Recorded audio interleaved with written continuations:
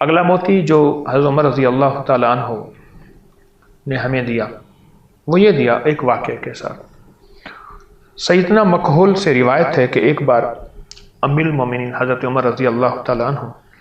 کی بارگاہ میں ایک شخص آیا کہ اس سے خوف کی وجہ سے اس شخص کے سر اور داڑھی کے آدھے آدھے بال سفید ہو چکے تھے، حالانکہ وہ جوان تھا۔ آپ نے اس کی وجہ دریافت کی تو اس نے کہا کہ ایک بار میں ایک رات کو فلاں قبیلے کے قبرستان سے گزر رہا تھا، میں نے ایک شخص کو دوسرے شخص پر آگ کے کوڑے برساتے دیکھا، میں خوفزدہ ہو گیا اور وہ شخص آگے بھاگ رہا تھا اور یہ کوڑے برسانے والا اس کو پیچھے کوڑے مار رہا تھا۔ بھاگتے بھاگتے وہ شخص میرے قریب آیا جس کو کوڑے لگ رہے تھے، کہنے لگا اللہ کے بندے میری مدد کر۔ اسی اثناء میں وہ دوسرا شخص جو اس کو کوڑے مار رہا تھا وہ میرے قریب آیا،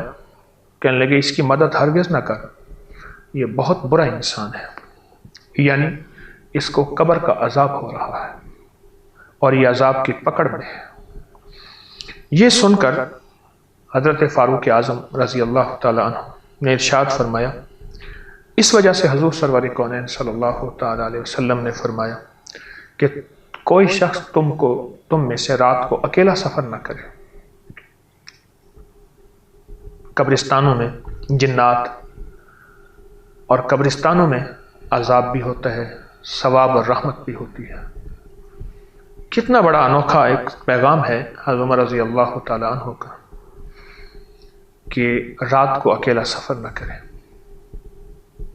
اور یہ ایک بہت بڑا ہمارے لیے پیغام بھی ہے اس سارے واقعے میں کہ عذاب قبر میں نیکیاں بھی کام آتی ہیں جو قبر کے عذاب کو ٹلواتی ہیں، اور ثواب بھی کام آتا ہے جو قبر کو جنت کے باغوں میں سے باغ بنا دیتا ہے، اور یہ بالکل حقیقت ہے۔ اور جنات کا بسیرا قبرستان میں بہت زیادہ ہوتا ہے۔